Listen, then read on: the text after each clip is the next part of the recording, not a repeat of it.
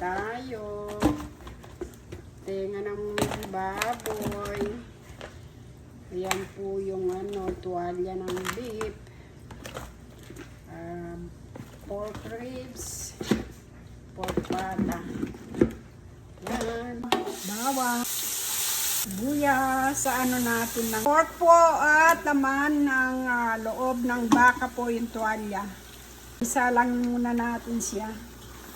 Patis, paminta, nor cubes. Pressure cooker na po yung karne natin. Kaya malambot na po yan. Gisa-gisa na lang tayo nito. Dahon ng laurel. Na natin ang ating suka. Yan, ngayon pa lang natin sa ihalo.